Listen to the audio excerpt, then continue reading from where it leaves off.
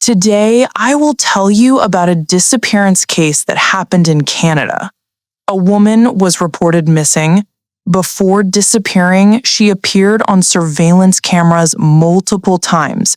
However, she eventually vanished without a trace. The police reconstructed her movements on the day she disappeared. They found many suspicious points. It seems like she was trying to avoid someone. This is the famous unsolved case in Canada, the disappearance of Emma Fillipoff. Emma's early life. The main character of the story is Emma Fillipoff. She was born on January 6, 1986. Her birthplace is the town of Perth, Ontario, Canada. Ontario is a province in eastern Canada and is the most populous province in the country. The town of Perth is in eastern Ontario, about 83 kilometers from the capital, Ottawa. This is a small town with a population of around 6,000 to 7,000 people. Emma's mother is named Shelley, a teacher at a local school. Her father is named James, a painter and supervisor. Emma liked painting, writing, and photography. She was always willing to try new things. Emma's father described her as a very creative girl. However, Emma sometimes acted on whims. She didn't like doing the same thing for too long and didn't make long-term plans. According to friends, Emma was an independent and brave girl. She liked interacting with people and made friends quickly wherever she went. Emma's best friend described her like this: "If Emma is in a room, half the people in that room will quickly like this girl. She always has a bright smile and has shining points that attract you." Teenage years and travel. When Emma was 18, her parents' relationship had problems. They later divorced. The family often had arguments. To escape these quarrels, Emma decided to leave home and travel. Emma was passionate about photography. She earned a bachelor's degree in photojournalism in Ontario. In the following years, she traveled to various places domestically and internationally. In the fall of 2011, Emma moved to British Columbia, also known as BC, a province in Western Canada. She chose to live in the capital, Victoria. After arriving, she rented an apartment. However, her living situation was unstable. Sometimes she pitched a tent outdoors to sleep. Later, she even lived on a boat at the dock for a while. Emma was good at making friends. She quickly met a friend and rented an apartment to live together. Not long after, Emma moved to another room in the same building. Life in Victoria.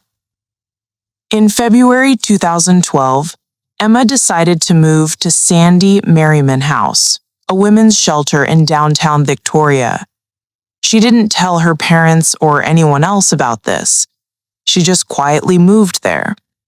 Perhaps she thought this way she could avoid harassment from someone. After settling in, Emma went to work at a seafood restaurant called Redfish Bluefish in Victoria's Inner Harbor. She worked as a chef there. The job was seasonal, so Emma quit at the end of October. She promised her colleagues she would return in the spring of the following year. Initially, Emma lived an ordinary life in Victoria. However, at the end of November that year, Emma suddenly disappeared from people's sight. The day of disappearance, November 28, 2012, a Wednesday. At 8:23 a.m., surveillance footage from a 7-Eleven convenience store captured Emma. She bought a prepaid phone. Around noon, Emma went to the local public library. She liked sitting in the children's area to read books. The library is not far from her shelter. At 5:54 p.m., Emma returned to the 7-Eleven from the morning. This time she bought a $200 prepaid credit card. After buying it, she didn't leave immediately. She behaved strangely, as if avoiding someone. Around 6 p.m., shelter staff saw Emma leave. At 6:10 p.m., Emma hailed a taxi. She told the driver she wanted to go to the airport. But shortly after starting, Emma told the driver she didn't have enough money to pay the fare. We know that Emma had just bought a $200 credit card and had a $2,000 balance in her personal account. She clearly could afford the fare but said she couldn't. This is very strange. According to the taxi driver, Emma's behavior seemed abnormal at the time. She said she didn't have enough money but still refused to get out. She also asked the driver to drive around the nearby blocks. Then she asked the driver to take her back to the original pickup spot. In the end, Emma paid with a credit card. However, she seemed very afraid of someone and chose to get in the taxi to avoid being tracked. Witnesses and police. A witness named Dennis Quay told the police that he saw Emma after 7 p.m. on the 28th in front of the Fairmont Empress Hotel, also known as the Empress Hotel. The hotel is not far from the shelter. Dennis knew Emma, but Emma didn't recognize him. Dennis said Emma looked dazed and her behavior was strange. She was barefoot and pacing back and forth in front of the hotel, but didn't cross the road. Dennis approached and chatted with Emma, but she didn't seem willing to talk. Dennis asked if Emma needed help, and Emma replied that she was fine. Seeing Emma in that state, out of kindness, Dennis went to a nearby restaurant and called the police. He claimed there was a disoriented woman pacing in front of the Empress Hotel. Dennis waited a while, saw the police arrive, and then left. In an interview, Dennis said, "I wonder if I should have stayed longer to see what would happen next, whether the police would take her away or something. I just instinctively thought the police would come pick her up and take her to a safe place. When the police arrived, they first recorded Emma's name. Then they spent 45 minutes asking her some basic questions, like, why aren't you wearing shoes? Where are you going? Emma replied, I'm just taking a walk. Later, I'll go to a friend's house. Next, the police also asked Emma if she felt depressed or had suicidal thoughts. Emma denied all of them. The police felt that Emma didn't seem to have intentions to harm herself or others at the time, so they let her go. That night was also the last time Emma was seen. After that, she disappeared into the darkness and never appeared again. Emma's mother arrives in Victoria. Emma's mother, Shelley, was worried because she couldn't contact her daughter. So she flew from Perth to Victoria on November 28th. Shelley was shocked to learn that her daughter had been living in a women's shelter during this time. She really wanted to know what had happened to her daughter, that her life had deteriorated to such a bad state. At around 11 p.m. that night, Emma's mother, Shelley, arrived at the women's shelter. However, the shelter staff said that Emma was 26 years old, an adult, and they had an obligation to protect her personal privacy. Therefore, they couldn't disclose too much information about Emma to outsiders. But the staff said that Emma's behavior had indeed been strange these past few weeks. Her curtains were always drawn, and people often heard her moving furniture. Recently, her emotions seemed unstable. Mother Shelley told the shelter staff that she hadn't been able to contact Emma for several days. After waiting for a while, the shelter staff called the police at midnight. The Victoria police received the report and began investigating Emma's disappearance. Discovery of the car and other details. Early the next morning, investigators found a 1993 red Mazda MPV van in the parking lot of the Chateau Victoria Hotel in Victoria. The parking lot is right next to the women's shelter where Emma was staying. It was Emma's car. Inside the car were Emma's personal items, including a computer, books, camera, clothes, accessories, and so on. Emma had left almost all her belongings in the car, so the possibility of her moving elsewhere to live is low.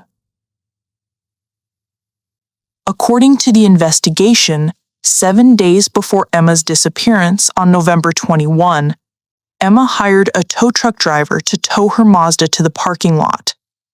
During the chat with the tow truck driver, she said she was preparing to go back to Perth to surprise her family. But later, Emma apparently didn't do that. 2 days later, surveillance footage captured Emma appearing at the YMCA in Victoria around noon. The YMCA is the Young Men's Christian Association, an international social service organization. From the footage, Emma entered the YMCA at 11:37 and left at 11:44, staying only 7 minutes. But 1 minute later, at 11:45, Emma entered the YMCA door again. In the following 6 minutes, she went in and out a total of 6 times, occasionally looking out the door as if avoiding someone. Finally, she left at 11:51. Calls with mother. Emma's mother, Shelley, came to Victoria because on November 24, 4 days before Emma's disappearance, she received a call from her daughter Emma in the middle of the night. In the call, Emma cried and asked Shelley if she could come home. Shelley told her of course she could. Afterward, Shelley immediately booked a ticket back to Perth for her. Not long after the call, Emma called Shelley again, saying she wanted her mother to come to Victoria to pick her up and take her home. Emma said she felt very unsafe, didn't dare pack her luggage herself, and didn't dare fly home alone. After hearing her daughter's words, Shelley immediately booked a ticket to Victoria to pick up her daughter. However, Emma's ideas always changed erratically. The next day, she called her mother again, telling her not to come to Victoria to pick her up. Hearing her daughter's indecisive tone, the mother was deeply worried. But she knew Emma had always been willful, and family members had advised Shelley to respect Emma's ideas more. Therefore, Shelley ultimately cancelled the ticket to Victoria. In the last call between Emma and her mother, Shelley, Emma said, "I don't know how to face you. Mom, don't come, at least not today." Phone and credit card. According to Emma's friends, such an action was not like Emma. Emma didn't like using phones and had never bought one. After buying it at the convenience store that evening, Emma didn't leave immediately, but paced back and forth in the store, occasionally looking out the door as if observing if someone was following her outside. This behavior was very similar to her actions at the YMCA 5 days earlier. Besides the phone, Emma also bought a prepaid credit card on the evening of her disappearance, on the 28th. This credit card was used a week later at 11:17 a.m. A man used this credit card to buy a pack of cigarettes. The man was named Mike. The police quickly found this Mike. Mike said he picked up this credit card on the side of the road in Colwood. The Coldwood mentioned by the man is about 20 kilometers away from the Empress Hotel where Emma was last seen. It was winter at the time, and the outdoors was bitterly cold. Emma's car was still parked in the parking lot and hadn't been driven. So how did she get to such a far place? Emma's mother organized some people to search along the road from the Empress Hotel, where Emma last appeared, to Coalwood, where the credit card was found. They walked almost all possible paths, but found nothing. Notably, the man who found the credit card, Mike, later went to find Emma's mother, Shelley. He told Shelley not to believe what the police said about where the credit card was found. Then Shelley went to ask the police.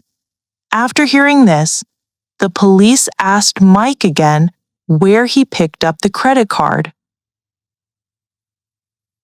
Mike's statement was consistent with the initial one, confirming it was picked up on the side of the road in Coalwood, 20 kilometers from the Empress Hotel. In fact, this Mike was addicted to alcohol and was drunk all day. Although he later passed a lie detector test, this matter more or less affected Emma's mother's trust in the police. She thought Mike might not remember clearly where he picked it up and just said a place randomly. Initial investigation. After several weeks of investigation, the police gradually collected over 200 clues. After analysis, the useful clues were very limited. Although some evidence showed that Emma had planned to return to her home in Perth before disappearing, there was no evidence that she had left Victoria. On the day of disappearance, the prepaid phone Emma bought at the convenience store had never been activated or used. The Victoria Police also sent divers to try to search in the waters near the disappearance point, but found nothing. Then Emma's mother, Shelley, began distributing missing person flyers everywhere to find her daughter. It read, "She has waist-length light brown hair, height 165 centimeters, 5'5", slim build, 90 to 110 pounds, a pair of brown eyes, likes to wear knitted hats." New clue in 2014. In May 2014, a year and a half after Emma's disappearance, the police finally had a new clue. The incident occurred in Vancouver, about 120 kilometers from Victoria. In a clothing store in Vancouver, a man walked in. The man was wearing a green t-shirt and jeans. After entering, he told the store owner that he was holding a missing person flyer. Then he said Emma wasn't missing. She was his girlfriend. The reason she disappeared was that she hated her parents. The clothing store owner immediately reported this to the police, but by the time the police arrived, the man had already left. The store owner handed the store's surveillance footage to the police. From the footage, the man had tattoos on his arms, but other features were not clear. In the end, the police couldn't determine his identity. The hard-won clue sank into the sea again. Family's search efforts. From the first day of Emma's disappearance, her mother, Shelley, has been actively searching for her. Besides distributing flyers, Shelley also privately organized teams to search for Emma. Shelley even rented a house across from the Sandy Merriman shelter. If one day Emma wanted to return to the shelter to live, Shelley could see her at the first moment. In 2018, 6 years after Emma's disappearance, that summer, another witness named William appeared. William said that on November 29, 2012, the morning after Emma's disappearance, he was on his way to work. Since it was a new job he had just found, he originally wanted to arrive at the company early, but that morning he overslept and was about to be late. He drove from home to the company. Unexpectedly, he encountered Emma on the road. At the time, she was on the shoulder of the road, looking upset. So William offered to give Emma a ride. However, Emma seemed very sad. He thought Emma's mental state was a bit problematic at the time. Emma told William she wanted to go to a friend's house in Colwood. This matched what Emma told the police the night she disappeared, about meeting a friend. Since William had to rush to work, he only drove Emma for about 5 minutes and then dropped her off at an intersection. William didn't know who the friend Emma was going to meet was. Julian Huard. When living in Perth, a man named Julian Huard appeared in Emma's life. In a 2020 interview, Julian said he met Emma at a music festival in July 2011. The next day, they went canoeing together. For the next month, they often took evening walks and chatted. Over time, they gradually got to know each other. Julian said Emma would walk barefoot on the street, carrying a ukulele, chatting while repeatedly playing a song. That year, Julian visited Emma's mother, met her siblings, and kissed Emma. But the day after that, Emma suddenly decided not to contact Julian anymore. Emma told Julian that things had progressed beyond her control, she didn't want to date anyone, and she was moving away soon. Emma made it clear she didn't want to associate with Julian anymore. But Julian didn't give up. He still often went to Emma's father's house to find her. From then on, Emma became much colder towards Julian, even making her feel uncomfortable. Later, Julian sent an email to Emma's father. The email read, "I'm very sorry, I didn't handle things well with Emma. Calling you many times may have disturbed you. Now the only thing I want to do is to follow Emma like last time." Shortly after Emma moved from Perth to Victoria, Julian surprisingly also moved from Perth to Victoria, 4,000 kilometers away. However, Julian claimed that moving to the same city as Emma was pure coincidence. Many of Emma's informed friends expressed high suspicion about this. They thought this Julian intentionally stalked Emma. Subsequently, the police arranged a lie detector test for Julian. The results showed that Julian wasn't lying, so the police temporarily cleared him of suspicion. Julian said that in early November 2012, he had seen Emma on the street. She looked dazed, as if something had happened, very sad. When Julian appeared in front of Emma, she didn't even recognize him. Julian said she looked haggard, completely different from before. Obviously, something bad had happened to her. Julian offered help to Emma, but she didn't seem willing to talk. From then on, Julian decided that was the last time he approached Emma. In the interview, Julian said he regretted not being able to do something for her the last time he saw Emma, and he still feels guilty to this day. Family views and theories. Emma's father once said that no matter what decision she made, he would choose to respect her. If she voluntarily disappeared, that was her own choice. He hoped she could walk her own path. As for Emma's mother, Shelley, she has never given up searching for her these years. Shelley has handed out flyers to every passerby she met, telling everyone to please contact her if there is any news.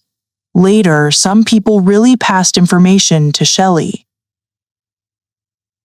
Some said Emma is now living in Vancouver, looking fine. Some saw her living on the streets, looking like a drug addict. Others said they saw Emma tearing down missing person posters with her own photo. However, these clues couldn't be verified. One summer, someone posted a photo on Flickr. In the photo, a woman was looking down by the window. Her side profile looked very much like Emma. The photo was taken in Vancouver. Emma's parents saw it and thought it must be Emma. After media reports, a woman in Vancouver said the person in the photo was actually her, not Emma. Regarding Emma's disappearance, there are various theories online. Some think Emma voluntarily disappeared. She felt her life was messed up and wanted to abandon everything, completely say goodbye to her former self, and start her life anew. Some think Emma had worked at a seafood restaurant and might have had chronic mercury poisoning, causing hallucinations, paranoia, and other mental symptoms. Some think that after the police left that night, Emma hitched a ride with a stranger and then misfortune occurred. Some think Emma was being stalked, most likely by that Julian. But Julian passed the police lie detector and openly accepted media interviews. Others think Emma's abnormal behavior was caused by mental issues. Emma had a habit of writing diaries in a poetic style. The diaries recorded her days living in Victoria, but there is no clear evidence indicating Emma had been stalked or harassed. But some parts of the diary clearly show her mood was somewhat low. In later investigations, the police also found a piece of text in Emma's computer. The text was signed Dead Emma. This made everyone suspect Emma might have had suicidal thoughts. Subsequently, after analysis and judgment by criminologists, search and rescue experts, and linguists, they believed this passage couldn't prove the above speculation. Additionally, in some emails Emma sent, friends always felt her emotions were stable. Every email clearly conveyed that her days in Victoria were always happy. At that time, they had no reason to worry about her. To this day, 2025, the case remains unsolved after 13 years. The police and Emma's family are still working hard to find her. If Emma is still alive, she would be 39 years old this year. Hopefully her family can see her again. What do you think happened to Emma's disappearance? Welcome to leave a message in the comments section to tell us your views.